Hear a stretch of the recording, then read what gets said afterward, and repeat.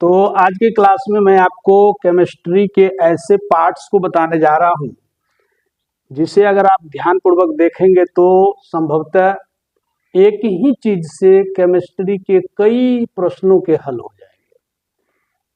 इसको बिल्कुल ध्यान से देखना है क्योंकि यह एक ऐसा फंक्शन है जिसके माध्यम से केमिस्ट्री में जो रसायन शास्त्र में जो समस्या आता है, छोटा छोटा समस्या आपका वो बिल्कुल हल हो जाएगा। क्योंकि मैंने जैसे एक समस्या है विद्यार्थियों के साथ, सबसे बड़ी समस्या है कि वो तत्व को पहचान नहीं पाते हैं। धातु है कि अधातु है, उसकी संयोजकता कितनी है, वो उसके संयोजी इलेक्ट्रॉन कितने हैं, ये सारी बातें सिर्फ एक ही कंसेप्ट से आपको समझ में आ जाएगा। इसलिए इसको बिल्कुल ध्यान से देखिए। मैं आपको आज इलेक्ट्रॉनिक विन्यास बताऊंगा और इलेक्ट्रॉनिक विन्यास 100% याद रखने का तरीका भी बताऊंगा, कभी आप नहीं भूलेंगे। दूसरी बात, इस इलेक्ट्रॉनिक विन्यास से तत्व की लगभग 8-9 जानकारी आपको मिल सकता है सिर्फ एक इलेक्ट्रॉनिक विन्यास से।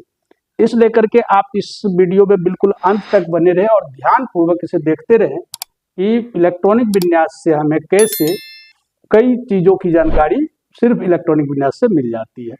तो सबसे पहले तो हम इलेक्ट्रॉनिक विन्यास को बनाने का जो तरीका है, कभी नहीं भूलने वाला तरीका, वो मैं बता रहा हूँ, उसको ध्यान से देखिए। तो इसके लिए हम लोग क्या करते हैं, सजाते हैं, उसी से फिर इलेक्ट्रॉनिक विन्यास बनता है। तो 1s 2s 2p 3s 3p 3d 4s 4p 4d 4f 5s 5p 5d 5f 6s 6p 6d 6f। तो इतना में ही हो जाएगा, क्योंकि मैं आपको 50 तक परमाणु संख्या वाले तत्व के विषय में मैं बताऊंगा। क्योंकि अंडर 10 तक लगभग 50 तक ही पूछा जाता है। 50 परमाणु संख्या जिसका है, 50 तक परमाणु संख्या वाले तत्वों के विषय में ही ज्यादा प्रश्न रहते हैं।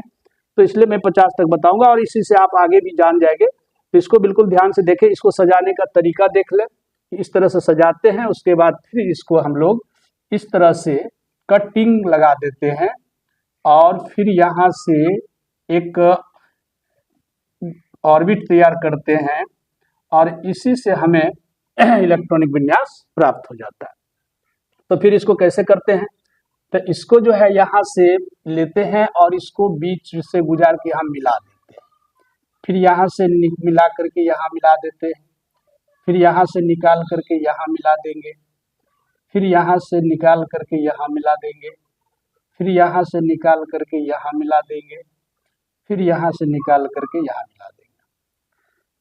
तो इस तरह से आप इसको सजाने के लिए सीख ले, ताकि ये आपको कभी भी इलेक्ट्रॉनिक विन्यास अगर दिमाग से निकलता है तो ये सजावट आपको कभी भी इलेक्ट्रॉनिक विन्यास भूलने नहीं देगा। तो ये जो हमने बनाया है, तो इससे क्या मिलता है, इसमें हम लोग क्या करते हैं, तीर का निशान लगा के शो करते हैं कि ये कैसे चलता है। इधर से चलता है, फिर ऊपर जाता है, फिर ऐसे आता है, फिर ऊपर जाता है, फिर नीचे आता है, फिर ऊपर जाता है। इस तरह से ये सर्कुलर चलता है और इसी से इलेक्ट्रॉनिक विन्यास तैयार होता है।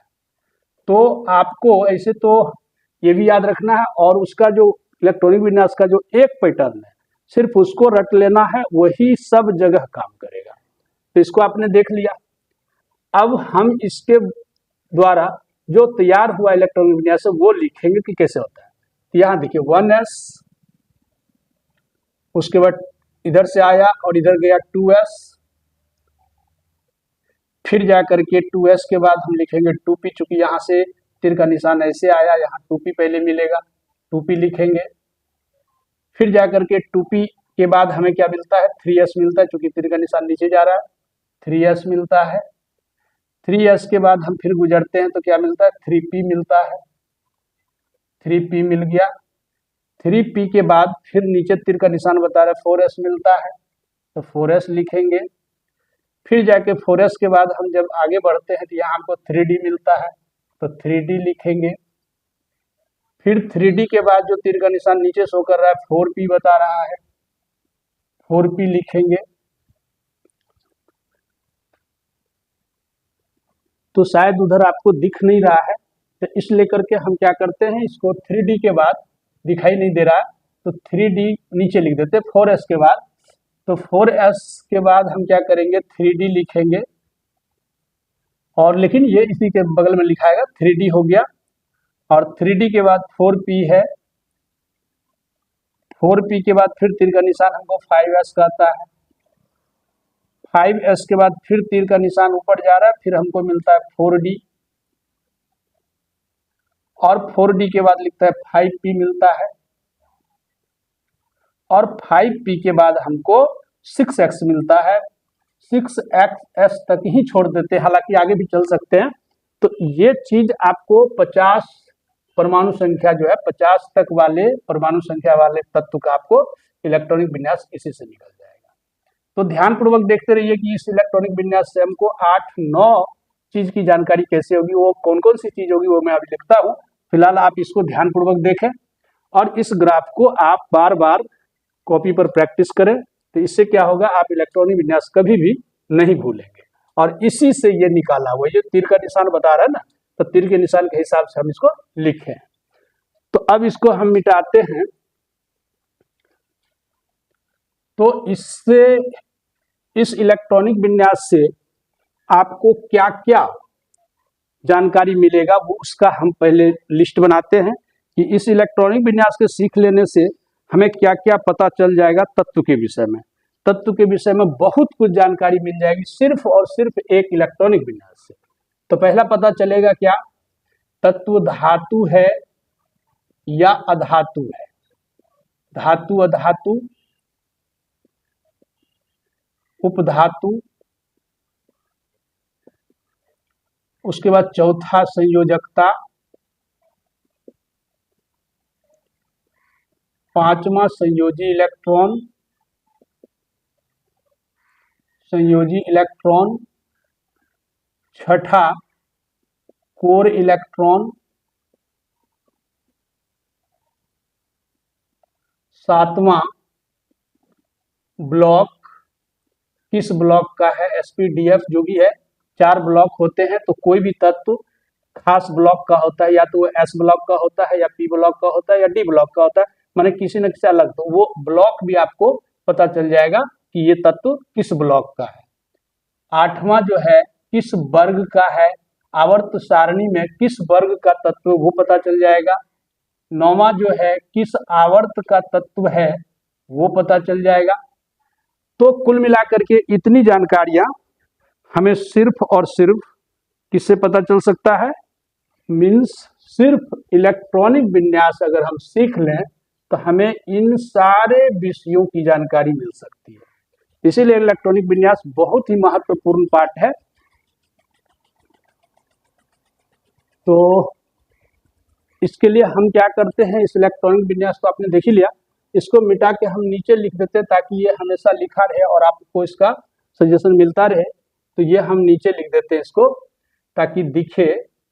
तो 1S, 2S, 2P, 3S, 3P, 4S, 3D,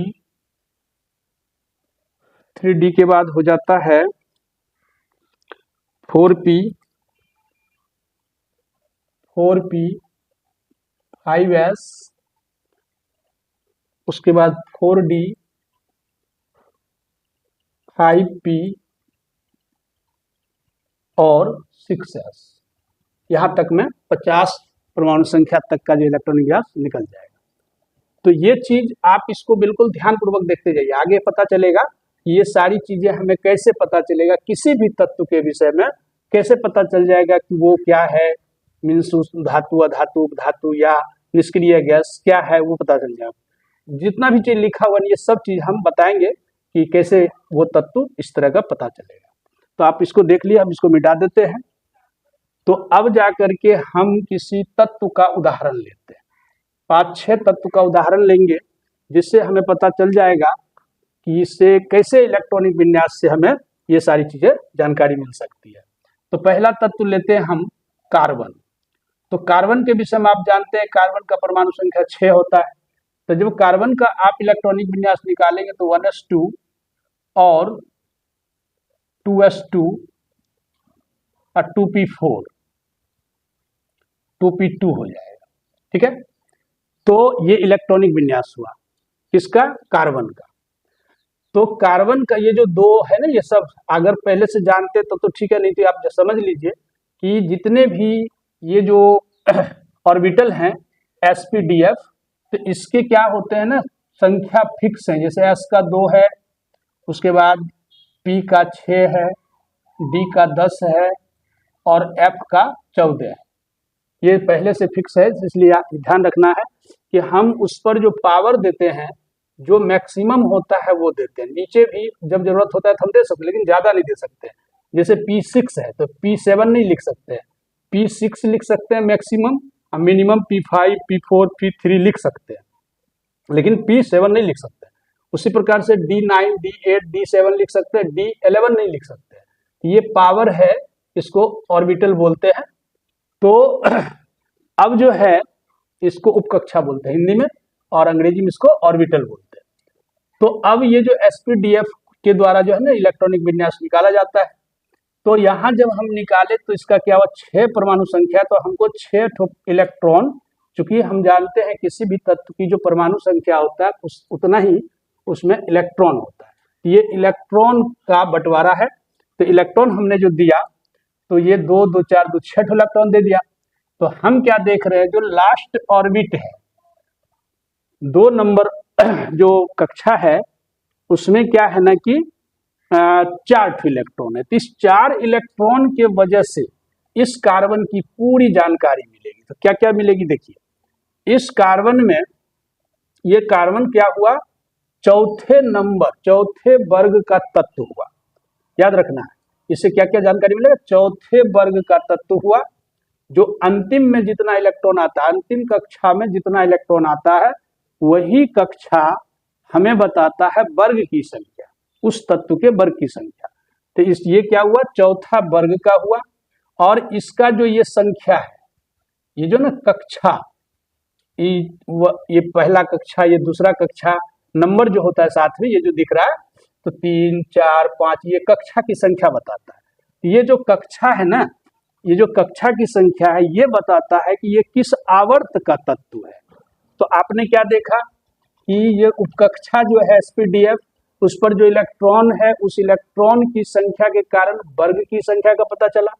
तो इसमें 4 इलेक्ट्रॉन होते हैं इसके लास्ट ऑर्बिट में, अर्थात अंतिम कक्षा में। चूंकि दूसरा जो कक्षा है उसमें कितना है, 4 इलेक्ट्रॉन, और उस दूसरे कक्षा में 4 इलेक्ट्रॉन होने के वजह से ये क्या हो गया, चौथे वर्ग का तत्व हो गया। और चौथा वर्ग का तत्व जो होता है ना, वो उपधातु कहलाता है। ध्यान रखना है, चौथा वर्ग का तत्व जो होता है उपधातु कहलाता है। तो कार्बन अधातु है, चूंकि अधात्विक गुण ज्यादा है तो इसको अधातु माना जाता है, लेकिन उपधातु की ही श्रेणी में है। फिर उसके बाद 4 इलेक्ट्रॉन हो गया, अर्थात अंतिम कक्षा में 4 इलेक्ट्रॉन हो गए, तो चौथा वर्ग हो गया। ये 2 कक्षा में डिवाइड है, 1s और 2 यहाँ 2 लिखा, लास्ट 2 कक्षा में डिवाइडेड, तो दूसरा आवर्त का तत्व हुआ। ये हो गया 2 चीज, वर्ग का पता चल गया, आवर्त का पता चल गया। तीसरा क्या पता चल गया, ये धातु है कि अधातु है कि उपधातु, ये पता चल गया। 5वां, कोर इलेक्ट्रॉन किसको कहते हैं। तो इस संयोजकता के बाद अंतिम कक्षा में जो इलेक्ट्रॉन होता है, उसके बाद जो इलेक्ट्रॉन बचता है वो कोर इलेक्ट्रॉन होता है। तो इसके 2 कोर इलेक्ट्रॉन है, और कार्बन के 2 कोर इलेक्ट्रॉन है। तो ये हम इसलिए समझा रहे कि बाकी तत्व में इतना नहीं समझाएंगे, वहां सिर्फ बताते चलेंगे कि इसमें ऐसा ऐसा। इसलिए यहाँ ध्यान से समझिए कि अंतिम कक्षा में जो इलेक्ट्रॉन हुआ, संयोजकता हुआ, उसके पहले जो इलेक्ट्रॉन बच गया वो कोर इलेक्ट्रॉन हुआ। उस अंतिम कक्षा के इलेक्ट्रॉन के वजह से वो वर्ग संख्या हुआ, और इस कक्षा के वजह से क्या होता है, कितने नंबर कक्षा में है, तो वही बताता है आवर्त संख्या। आवर्त सारणी में जो आवर्त संख्या है वो बताता है कि ये दूसरे आवर्त का तत्व हुआ। साथ में ये धातु है कि अधातु, ये पता चल गया। अर्थात 1 2 3 तीन वर्ग के जो तत्व होते हैं वो धातु होता है। 1 नंबर, 2 नंबर, 3 नंबर, ये होता है अधातु। ठीक है, ये सॉरी धातु होता है, याद रखना है।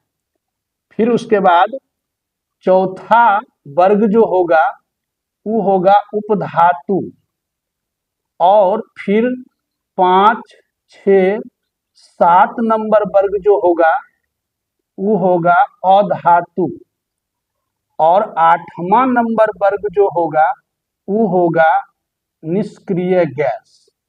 याद रखना है, निष्क्रिय गैस। तो ये सब चीज इसी से इलेक्ट्रॉनिक विन्यास से ही पता चल जाएगा कि ये कौन से वर्ग का तत्व है। 1 नंबर, 2 नंबर, 3 नंबर, माने कि 1 नंबर वर्ग का है या 2 नंबर वर्ग का है या 3 नंबर वर्ग का। अगर 1 2 3 नंबर वर्ग का तत्व है तो होगा धातु, जो कि आपका सबसे बड़ा प्रॉब्लम हल हो जाएगा, क्योंकि विद्यार्थी को तत्वों के विषय में बड़ा प्रॉब्लम रहता है, ये धातु है क्या धातु है, तो क्या है, दिक्कत आता है। तो इससे पता चल जाएगा। उसको आंख मूंद करके आपको इलेक्ट्रॉनिक विन्यास निकाल लेना है। इलेक्ट्रॉनिक विन्यास कैसे निकालते हैं, तो इसको खाली याद रखना है, ये जो है ना इसको कंठस्थ याद रखना है। और जब भी इलेक्ट्रॉनिक विन्यास निकालने बोले तो इसमें जो तत्व मैंने परमाणु संख्या होगा उसी को बांटते जाएंगे। S पर 2 देंगे अधिक से अधिक, P पर 6 देंगे। अगर P पर 6 नहीं बच रहा है तो जितना बच रहा है उतने दे देंगे। जैसे कि इस पर 2 दिए, फिर इसके बाद 2s बोलता है तो 2s का भी 2 मांग है तो 2 दे दिए, तो 2 2 4 इलेक्ट्रॉन बट गया, तो बचा क्या, 6 ठो था, 4 ठो बट गया, 2 बचा, तो 2 बचा तो P पर 2 ठो दे देंगे। अंतिम में जितना बचेगा, हालांकि 6 मांग है इसका, लेकिन 6 नहीं बचेगा तो 2 दे देंगे। इसमें 10 मांग है, 10 नहीं बचेगा, 3 बच जाएगा, 8 बच जाएगा, जितने बचेगा उतने डाल देंगे। तो इसी तरह से इलेक्ट्रॉनिक विन्यास होता है। और इलेक्ट्रॉनिक विन्यास का जो ग्राफ बनाए थे उसको भी रट लीजिएगा, और उसके साथ साथ सिर्फ इसको रट लीजिए कि कैसे ये सजा हुआ है। टोटल 1 से 50 परमाणु वाले जो भी तत्व हैं सबका इलेक्ट्रॉनिक विन्यास इसी में एडजस्ट हो जाएगा। अभी 5-6 उदाहरण देंगे, ये हम पहला इसलिए समझा रहे क्योंकि आगे सबका यही कहानी होगा। तो क्या समझे आप, 1 2 3 वर्ग के जो भी तत्व होंगे क्या होंगे, धातु। चौथे नंबर वर्ग का जो होगा वो होगा उपधातु। 5 6 7 अर्थात अंतिम जो कक्षा होगा उसमें या तो 5 इलेक्ट्रॉन आ जाए या 6 इलेक्ट्रॉन आ जाए या 7 इलेक्ट्रॉन आ जाए, तो वो होगा अधातु। और अगर अंतिम कक्षा में 8 इलेक्ट्रॉन आता है तो वो होगा निष्क्रिय गैस। और यही इलेक्ट्रॉन वर्ग की संख्या को भी बताता है। 1 अगर आया तो 1 नंबर वर्ग का तत्व हुआ, 2 आया अंतिम कक्षा में तो 2 नंबर वर्ग, 3 आया तो 3 नंबर वर्ग। जैसे इसमें अंतिम कक्षा में 2 2 4, क्योंकि ये दोनों अंतिम कक्षा है, दोनों में 2 लिखा हुआ है, तो 2 2 4 है, तो चौथे नंबर वर्ग का तत्व हुआ। बाकी चौथा वर्ग है इसलिए उपधातु हो गया। फिर जब अंतिम कक्षा में 5 आ जाए, 6 आ जाए, 7 आ जाए, तो ये 5 आएगा तो 5वां वर्ग का होगा, 6 आएगा 6ठा वर्ग, 7 आया 7वां वर्ग। और ये तीनों वर्ग के तत्व अधातु कहलाते हैं। तो आप इसको बिल्कुल ध्यान से समझ लें। फिर तब आगे दूसरा उदाहरण लेते हैं। तो कार्बन हो गया। अब जो दूसरा उदाहरण है हम लेते हैं ऑक्सीजन का। तो ऑक्सीजन का होता है 8। ऑक्सीजन का परमाणु संख्या 8 होता है, ध्यान रखना है। तो ऑक्सीजन का 8 होता है तो इसको भी सजाएंगे 1s2, 2 इलेक्ट्रॉन दिए, फिर 2s2, 2 इलेक्ट्रॉन दिए, फिर क्या बचता है 2p। तो चूंकि 8 गो इलेक्ट्रॉन है, 2 2 4 इलेक्ट्रॉन बांट दिए, बचा 4 गो इलेक्ट्रॉन, तो p पर 4 गो हो जाएगा। ठीक है, तो अब देखिए इसके अंतिम कक्षा में 6 इलेक्ट्रॉन आ गया, क्योंकि 2 2 4 2 6, क्योंकि ये दोनों अंतिम कक्षा हुआ।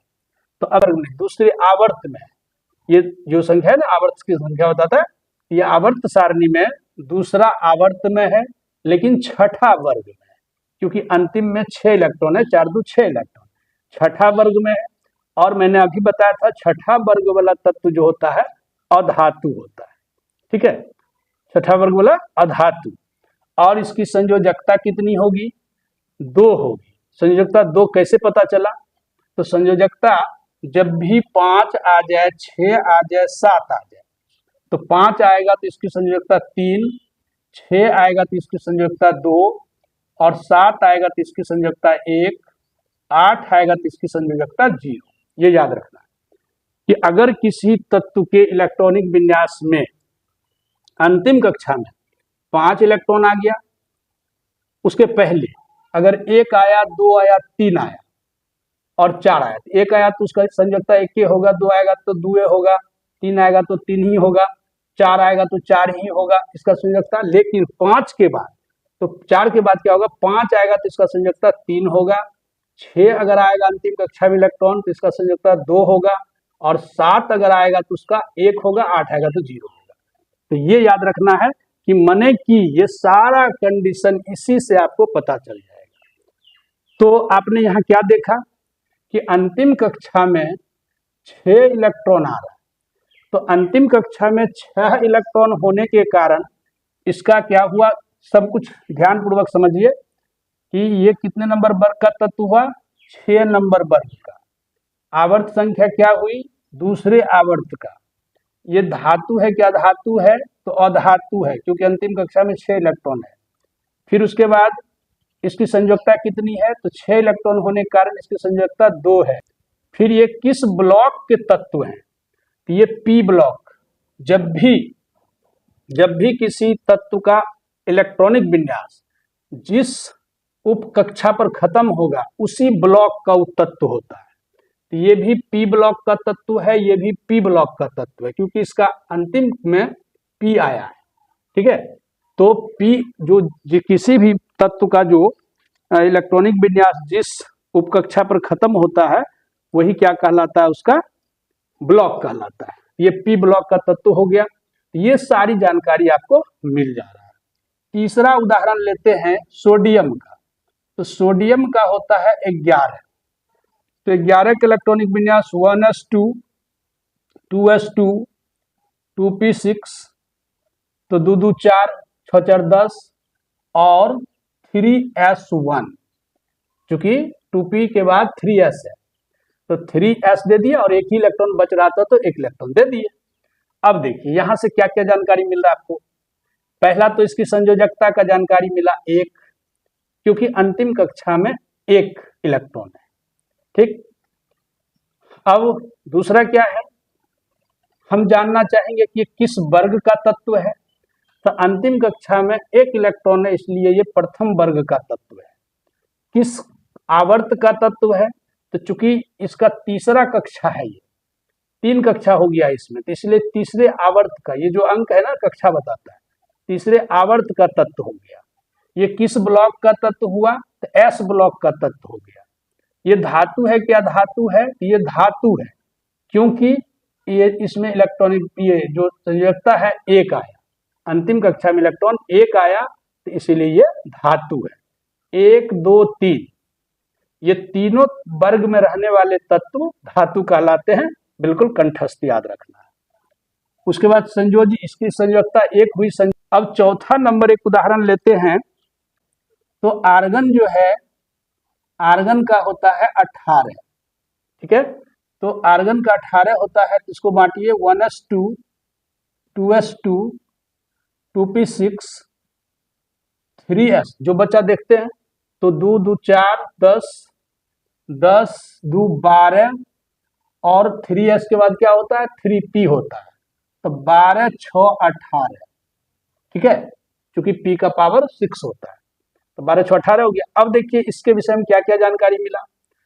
तो इसका जो अंतिम कक्षा है, क्योंकि ये दोनों अंतिम कक्षा हुआ, तो अंतिम कक्षा जो है उसमें है 8 इलेक्ट्रॉन, है ना, 6 2 8। तो ध्यान रखना है 8 इलेक्ट्रॉन हो गया तो इसका संयोजकता हुआ 0। ठीक है, ये किस वर्ग का तत्व हुआ? 8वां वर्ग का तत्व हुआ। किस कक्षा का तत्व हुआ? तो तीसरे नंबर कक्षा का तत्व हुआ, मतलब तीसरे नंबर आवर्त का। आवर्त सारणी में किस वर्ग और किस आवर्त का पूछेगा, एकदम प्रश्न रहेगा, इससे बहुत सारा प्रश्न आपका हल हो जाएगा। प्रश्न दे देगा, कोई भी तत्व बोलेगा ये कौन से आवर्त सारणी के किस वर्ग का तत्व है। अगर जान रहे तो ठीक है, नहीं तो फटाक से इस पैटर्न पर जाइए और वहां से पता कर लीजिए, फाइनली आंसर मिल जाएगा। तो मिला क्या, इसकी संयोजकता 0, उसके बाद कौन से वर्ग, 8वें वर्ग, फिर कौन सा आवर्त, तीसरा आवर्त, ये धातु है कि अधातु है कि उपधातु है कि निष्क्रिय गैस है, तो निष्क्रिय गैस है, क्योंकि इसके अंतिम कक्षा में 6 दूनी 8 इलेक्ट्रॉन है। ठीक है, तो अंतिम कक्षा में 8 इलेक्ट्रॉन होने के कारण यह निष्क्रिय गैस हो गया। फिर ये किस ब्लॉक का तत्व हुआ, तो पी ब्लॉक का तत्व हुआ। ठीक है, तो ये सारी चीजें आपको यहां से पता चल रहा है सिर्फ और सिर्फ इलेक्ट्रॉनिक विन्यास से।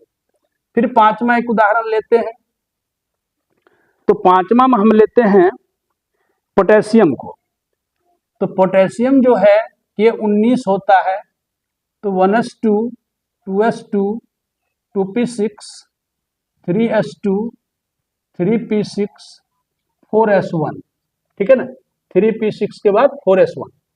तो देखिए 2 2 4 10 2 12 6 18 1 19 तो इलेक्ट्रॉन है, तो 19 इलेक्ट्रॉन का बंटवारा कर दिए। अब देखिए इससे पता क्या चला, एक तत्व एक इलेक्ट्रॉन है लास्ट ऑर्बिट में, तो ये प्रथम वर्ग का तत्व हुआ, इसका संयोजकता 1 हुआ, और ये धातु हुआ। ठीक है, चूंकि एक इलेक्ट्रॉन है, संयोजकता 1 है, तो ये धातु होता है।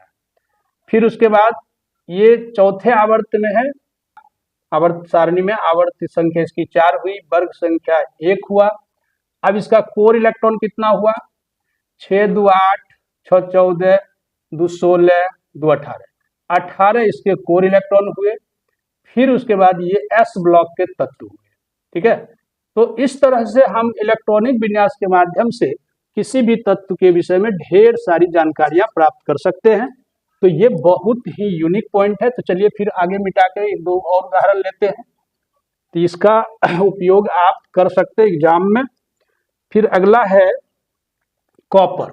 मान के चलिए हम कॉपर का उदाहरण लेते हैं, तो कॉपर का क्या है ना, 29 है, इसका बंटवारा कीजिए 1s2 2s2 2p6 3s2 3p6 4s। यहां ध्यान देना पड़ता है कि जब भी कभी डी पर 9 इलेक्ट्रॉन आता है ना, तो 9 इलेक्ट्रॉन नहीं देते, वो अलग मैटर है, फिर कभी दूसरे क्लास में समझाएंगे। फिलहाल आपको जानना है कि जब आप इस पर 2 देंगे ना, 2 2 4 10 2 12 6 18 2 20, अब 20 के बाद चूंकि 29 होता है तो 9 देना पड़ेगा। तो जब डी में 9 आएगा तो 9 नहीं देना है, 10 कर देना है, इसके इलेक्ट्रॉन को उठा के उस पर कर देना है। इसमें 2 होता है तो इसमें 1 दे देंगे, तो 2 होता है तो 1 दिए, इसी का 1 इलेक्ट्रॉन यहाँ दे दिए, 10 हो गया। चूंकि 9 नहीं पड़ता है डी पर, क्यों नहीं पड़ता है तो बताएंगे कभी। तो फिलहाल आप देखिए इसको 9 29 पुड़ गया, 2 2 4 10 2 12 6 18 1 19 10 29। तो अब यहाँ से हमें पता चलेगा इसका जो अंतिम कक्षा है, चौथा हुआ अंतिम कक्षा, भले ये डी पर खत्म होता है लेकिन सबसे बड़ी कक्षा 4 है, तो चौथा कक्षा हुआ, तो ये हुआ कि कौन सा वर्ग, प्रथम वर्ग, चूंकि इसकी संयोजकता 1 होगी, क्योंकि लास्ट ऑर्बिट पर क्या है ना, पावर 1 है, इलेक्ट्रॉन 1 है, तो इसकी संयोजकता 1, ये चौथे वर्ग का तत्व हुआ, मीन्स ए प्रथम वर्ग का तत्व हुआ, आवर्त सारणी में चौथे आवर्त का तत्व हुआ, और ये डी ब्लॉक, चूंकि लास्ट डी पर खत्म हो रहा है, तो ये डी ब्लॉक का तत्व हुआ। और इसमें कोर इलेक्ट्रॉन कितने हुए, 10 6 16 2 18 6 24 2 26 2 28 28 कोर इलेक्ट्रॉन हुआ। ठीक है, तो इस तरह से आप समझ पा रहे हैं कि ये सब चीज जानकारी हमको इससे मिल जाता है। आगे हम बात करते हैं जिंक का। तो जिंक का परमाणु संख्या 30 होता है, तो 1s2 2s2 2p6 3s2 3p6 4s2 और 3d10। ठीक है, तो यहां चूंकि ऑलरेडी 10 पूरा था इसलिए इसको भी 2 दे दिए। तो सेम कहानी है, इसकी संयोजकता 2 हो गई, वर्ग संख्या 2, और ये धातु है, चूंकि 1 2 3 वर्ग वाला तत्व धातु कहलाता है।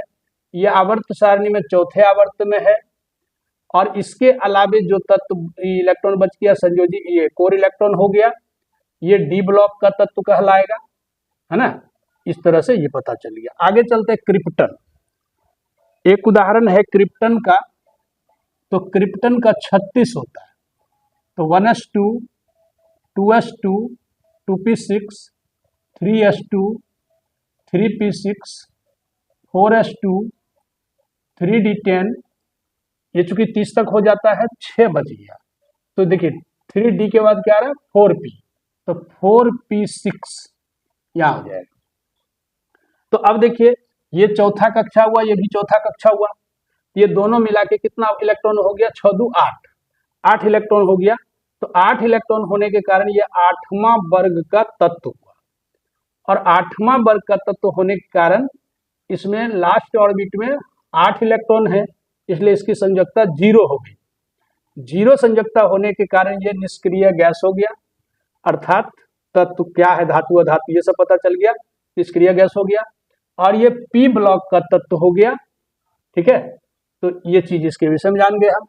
लास्ट उदाहरण लेते हैं सिल्वर का। सिल्वर का होता है 47, तो 1s2, 2s2, 2p6, 3s2, 3p6, 4s2, 3d10, 4p6, और 4p6 के बाद क्या आता है, 4p के बाद 5s आता है, 5s देंगे,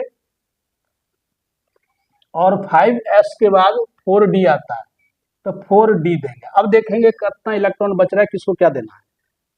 तो 4, 10, 2, 12, 6, 18, 2, 20, 10, 30, 30 के बाद इसको 6 दिए 36, 36 2 38, और 38 9 देना हो, तो 9 तो पड़ता नहीं है, तो इसमें क्या करेंगे 10 दे देंगे।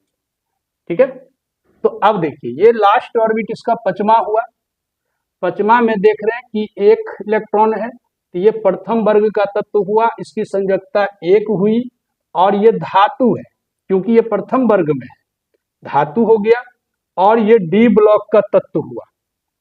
ठीक है, तो ये सारी चीजें यहां से पता चल जाता है। तो मैंने जो लिखा था आपको कि क्या क्या पता चलता है, उसको आप नोट कर लेंगे, और वो सारी चीजें यहां से आप पता कर सकते हैं। इलेक्ट्रॉनिक विन्यास ही सब कुछ बता देता है। ठीक है ना। लास्ट ऑर्बिट का फिर से मैं बता रहा हूं, सो ध्यान से समझिए। लास्ट ऑर्बिट में जो इलेक्ट्रॉन होंगे वो संयोजकता होगा। लास्ट ऑर्बिट में इलेक्ट्रॉन की संख्या उस तत्व के आवर्त सारणी में वर्ग की संख्या होगी, कक्षा की संख्या आवर्त सारणी में आवर्त की संख्या होगी, और वर्ग संख्या ये बताएगा कि वो धातु है कि अधातु है कि उपधातु है। मतलब हम बता दिए कौन से वर्ग में धातु होता है, अधातु होता है, ये सब तो धातु अधातु का पता चल जाएगा। ये किस ब्लॉक का तत्व है, तो लास्ट में हम देखेंगे संयोजकता जहां खत्म होता है वही उसके ब्लॉक का तत्व, मतलब उसको ब्लॉक को बताता है। ठीक है, तो उम्मीद है आप इस चैप्टर से बहुत कुछ सीखे होंगे। तत्व के विषय में आपको बहुत जानकारी मिलेगी, इसको बार बार देखिए, बार बार समझिए। तो ठीक है, तो इसी के साथ वीडियो खत्म करते हैं।